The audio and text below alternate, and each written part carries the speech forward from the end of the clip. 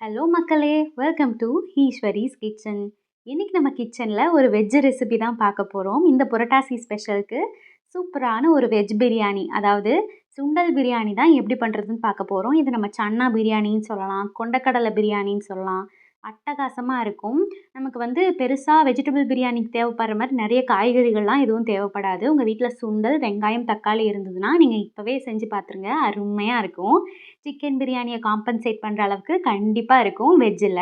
வாங்க time waste பண்ணாம இத எப்படி பண்ணுறதுன்னு சொல்லி நம்ம பார்த்துருவோம். நான் வழக்கமா நீங்க இஞ்சி, பூண்டு பேஸ்ட்டா அரைச்சு வச்சிருப்பீங்க இல்லையா? அந்த மாதிரி நான் இன்னைக்கு பண்ணாம, இஞ்சி, பூண்டு இதெல்லாம் கொட்டி கொட்டி நான் இடிச்சு எடுத்துக்கிறேன். இந்த மாதிரி நம்ம ஃப்ரெஷ்ஷா இடிச்சு செய்யும்போது டேஸ்ட்டு, மணம் 2மே அருமையா இருக்கும். நான் பூண்டு ஒரு 10 பல் போல இடிச்சு வச்சிருக்கேன். கூடவே ஒரு விரல் நீளத்துக்கு இஞ்சி அதையும் இடிச்சு தனியா எடுத்து வச்சிருக்கேன். நல்லா பேஸ்ட் மாரியே இடிச்சு எடுத்துக்கலாம். கூடவே ஒரு 10லிருந்து 12 போல சின்ன வெங்காயத்தையும் இந்த மாதிரி இடிச்சு அதையும் எடுத்து வச்சிருக்கேன். இத நம்ம நல்லா இடிச்சதுக்கப்புறமா நம்ம செய்ய ஆரம்பிச்சிடலாம். இன்னைக்கு பார்த்தீங்கன்னா, பெரிய வெங்காயம் 2 பெரிய வெங்காயத்த இந்த மாதிரி நீள வாக்குல அரிஞ்சு வச்சிருக்கேன். கூடவே ஒரு கைப்பிடி அளவு கொத்தமல்லி தழையும் பொடி பொடியா நறுக்கி வச்சிருக்கேன். ஒரு 4 தக்காளிய இந்த மாதிரி நீள வாக்குல வெட்டி வச்சிருக்கேன். வாங்க நம்ம செய்ய ஆரம்பிச்சிடலாம். சுண்டல ஒரு 8 மணி நேரம் போல நல்லா ஊற வச்சு எடுத்துக்கணும். ஓவர் நைட் ஊற வச்சுக்கோங்க. காலையில செய்ற மாரி இருந்தா முந்தின நாள் நைட்டே ஊற வச்சுருங்க. அந்த மாதிரி நல்லா ஊற வச்சுட்டோம்னா தான் நல்லா வெந்து வரும். நம்ம நல்லா ஊற வைக்கல அப்படின்னா, சுண்டல் தனியா, பிரியாணில சாதம் தனியா, சுண்டல் தனியா நிக்கிற மாரி இருக்கும். ஸோ இந்த டம்ளர்ல நான் 1 டம்ளர் அளவு சுண்டல ஓவர் நைட் ஃபுல்லா ஊற வச்சு எடுத்திருக்கேன். இது நம்ம நல்லா ஒரு 3 தடவ நல்லா தண்ணீல கழுஞ்சிட்டு, அதுக்கப்புறமா நம்ம குக்கருக்கு மாத்திக்கலாம். கூடவே இந்த சுண்டல் வேகுறதுக்கு தேவையான அளவு உப்பு சேர்த்துக்கலாம். நம்ம பிரியாணிக்கு தனியா சேர்த்துக்கலாம். இப்போதைக்கு சுண்டலுக்கு மட்டும் தேவையான அளவு உப்பு சேர்த்துட்டு, இது மூழ்கிற அளவுக்கு தேவையான தண்ணி சேர்த்துட்டு, நம்ம இத நல்லா 6லிருந்து 7 விசில் விட்டு எடுத்துக்கலாம். நல்ல மாவு மாரி வெந்து வந்துச்சு அப்படின்னா தான், நமக்கு சாதம் தனியா, சுண்டல் தனியா வராம 2ம் ஒட்டுக்கா ஒண்ணு சேர்ந்து வரும் நம்ம பிரியாணி பண்ணும்போது. அதுக்காக இப்ப அது விசில் வரட்டும். நம்ம இன்னைக்கு அரிசி பொன்னி அரிசி வச்சு தான் செய்ய போறோம். நீங்க உங்களுக்கு விருப்பமான அரிசி எதுவோ அத எடுத்துக்கலாம். சீரக சம்பா எடுத்துக்கிறனாலும் எடுத்துக்கலாம். இல்லன்னா பாஸ்மதி அரிசி எடுத்துக்கிறனாலும் எடுத்துக்கலாம். உங்க விருப்பம் தான். நான் எந்த டம்ளர்ல சுண்டல் அளந்தனோ, அதே டம்ளர்ல நான் அரிசி எடுத்துக்கிறேன். 2 டம்ளர் போல அரிசி எடுத்திருக்கிறேன். நீங்க எந்த கப்புலயோ, எதுல சுண்டல் எடுத்தீங்களோ, அதிலேயே அ அளந்துக்கோங்க அரிசியும். இப்போ நம்ம தண்ணி ஊத்தி அரிசிய ஒரு 1/2 மணி நேரம் போல நல்லா ஊற வச்சிடலாம். 1/2 மணி நேரம் நல்லா ஊறி வரும்போது நல்லா வெந்து வரும் அதுக்காக. ஸோ இந்த மாதிரி அரிசி ஊறட்டும். நம்ம செய்ய ஆரம்பிச்சிடலாம். நம்ம இன்னைக்கு ப்ரெஷர் குக்கர்ல தான் சுண்டல் பிரியாணி பண்ண போறோம். அதாவது சன்னா பிரியாணி பண்ண போறோம். சும்மா ப்ரெஷர் குக்கர் வச்சுக்கலாம். வச்சுட்டு நம்ம எண்ணெய் சேர்த்துக்கலாம். நீங்க நெய் இருந்ததுன்னா நெய்யும் கூட சேர்த்துக்கலாம். நான் 3 ஸ்பூன் அளவு எண்ணெய் சேர்த்துருக்கேன். உங்ககிட்ட நெய் இருந்ததுன்னா கூடவே ஒரு 2 ஸ்பூன் அளவுக்கு நெய்யும் சேர்த்துக்கோங்க. நெய் பாதி, எண்ணெய் பாதி சேர்த்து செஞ்சோம்னா இன்னும் நல்ல மணமாவும், டேஸ்ட்டாவும் இருக்கும். எண்ணெய் நல்லா காஞ்சதுக்கு அப்புறமா நம்ம ஸ்பைசஸ்லாம் சேர்த்துக்கலாம். இன்னைக்கு நம்ம என்னென்ன ஸ்பைசஸ் சேர்க்க போறோம்னா, பட்டைய உடைச்சிட்டு சேர்த்துருக்கேன். கூடவே பிரியாணி இலை சேர்த்துருக்கேன். அப்புறமா ரோஜா இதழ் இருக்கும்ல, அது, அப்புறம் சோம்பு இதெல்லாம் சேர்த்துருக்கேன். நீங்க இந்த ஸ்பைசஸ்லாம் எண்ணெய் காஞ்ச உடனே நம்ம சேர்த்துக்கலாம். இது ஒரு 2 நிமிஷம் போல எண்ணெயிலேயே அப்படியே நல்லா பொரியட்டும். அது பொரிஞ்ச உடனேயும் நம்ம வெங்காயம் சேர்த்துக்கலாம். இப்ப பாருங்க நம்ம வெங்காயம் சேர்த்துக்கலாம். வெங்காயம், கொத்தமல்லி 2யுமே நம்ம சேர்த்துட்டு நல்லா வதக்கி விட்டுறணும். நம்ம வெங்காயம் நல்லா பொன்னிறமா வதங்குற வரைக்கும் நம்ம எண்ணெயிலேயே நல்லா வதக்கிக்கணும். கொத்தமல்லி தழையும் நம்ம இந்த ஸ்டேஜ்லேயே சேர்த்து வதக்குனோம்னா தான் நல்லா வதங்கி வரும். ஸோ நம்ம இத வதக்கிக்கலாம்.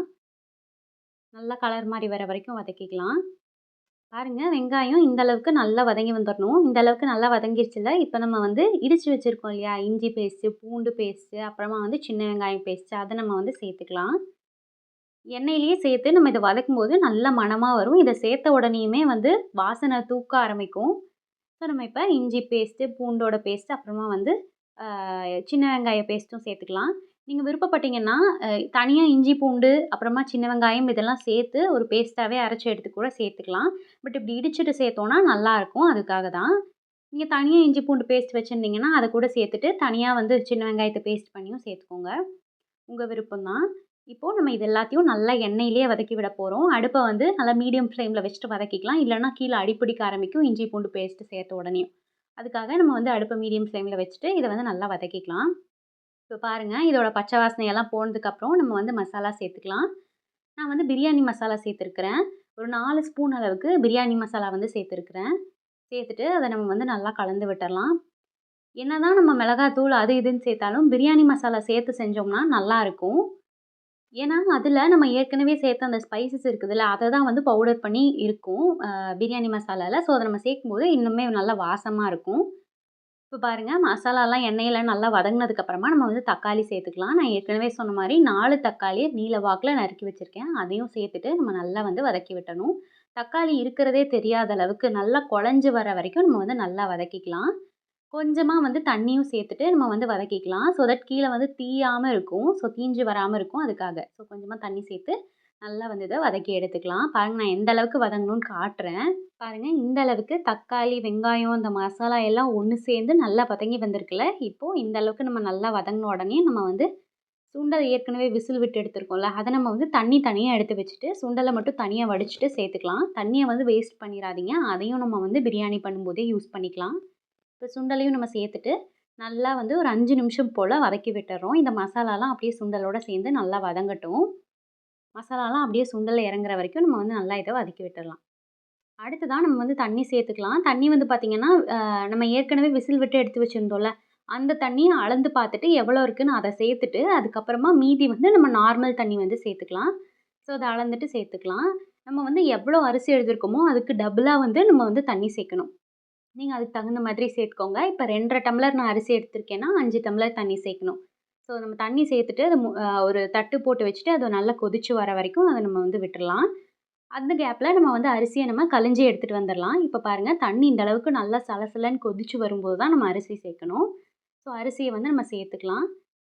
அடுத்ததா நம்ம வந்து பிரியாணிக்கு தேவையான அளவு கல்லுப்பு சேர்த்துக்கலாம். நம்ம ஏற்கனவே வந்து சுண்டல் வேக வைக்கும்போது தண்ணீல வந்து நம்ம ஏற்கனவே உப்பு சேர்த்துருக்கோம் இல்லையா? ஸோ அந்த தண்ணியும் நம்ம சேர்த்துருக்கோம்.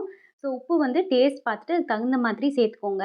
நம்ம வந்து தேவைப்பட்டா அ நம்ம குக்கர் மூடி போடும்போது கூடவோ குறை கூட கூட போட்டுக்கலாம். ஸோ அளவா போட்டுக்கோங்க.